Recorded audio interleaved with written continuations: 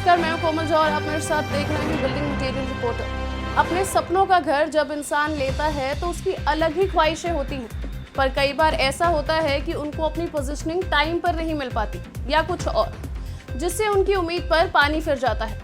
और इसमें दोष होता है उन बिल्डर्स का जो सिर्फ अपने फायदे के पीछे लगे रह जाते हैं। देश के एक प्रसिद्ध बिल्डर और सुपरटेक के मालिक आर.के. अरोड़ा को गिरफ्तार कर लिया गया है। इस घटना ने पूरी रियल एस्टेट इंडस्ट्री को हिला दिया है। मनी लॉन्ड्रिंग के आरोप में आर.के. अरोड़ा को ईडी ने गिरफ्तार कर लिया। ईडी ने आर.के. अरोड़ा को पूछताछ के लिए बुलाया था, पर संतुष्टि न होने पर उन्हें गिरफ्तार कर लिया गया। इसकी शुरुआत तो नोएडा में खड़े ट्विन टावर से ही कर दी गई थी। अरोड़ा पर 1500 करोड़ रुपए के बैंक लोन की हेराफेरी का आरोप है, जिसके 20 प्रोजेक्ट अभी भी चल रहे हैं और आधे फ्लैट अधूरे ही पड़े हुए हैं। क्या ये सिर्फ एक शुरुआत है या अभी भी कुछ बड़े खुलासे सामने आने वाले हैं? चलिए तो इस खबर पर विस्तार से चर्चा करते हैं और साथ ही जानते हैं कि ये हमारी इंडस्ट्री के लिए कैसे और कितना हानिकारक है। आर.के. अरोड़ा की गिरफ्तारी इंडस्ट्री के लिए बहुत बड़ा झटका है। ये दिखाता है कि बिल्डिंग के नियम और नियम के उल्लंघन से बचना मुश्किल होता जा रहा है। इस उद्योग के सभी बिल्डर्स और डेवलपर्स के लिए एक ही संदेश जाता है कि बिल्डिंग कोड का पालन करना और क्वालिटी कंस्ट्रक्शन के लिए जिम्मेदार होना अब बेहद जरूरी हो गया है।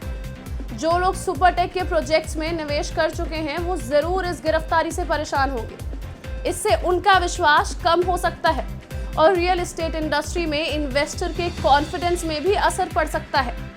अगर कोई बिल्डर गलत तरीके से बड़ी बिल्डिंग बनाने की कोशिश करता है तो इससे डिजाइनर्स, आर्किटेक्ट और बिल्डिंग मटेरियल इंडस्ट्री को काफी असर पड़ सकता है।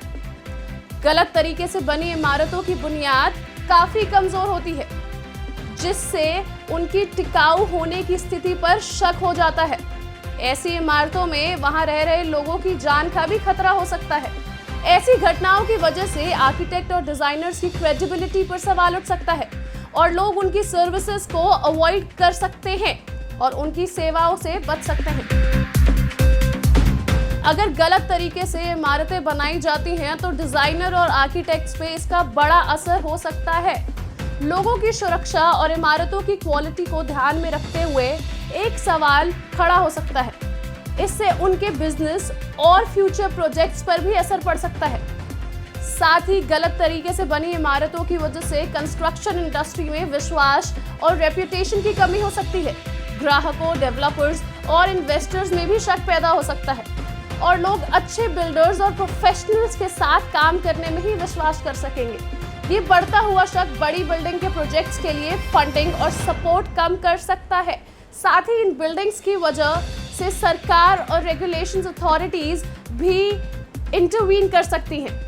बिल्डिंग कोड और सुरक्षा नियमों की धज्जियां उड़ाने से बिल्डरों को कानूनी समस्याएं और जुर्माने का सामना करना पड़ सकता है।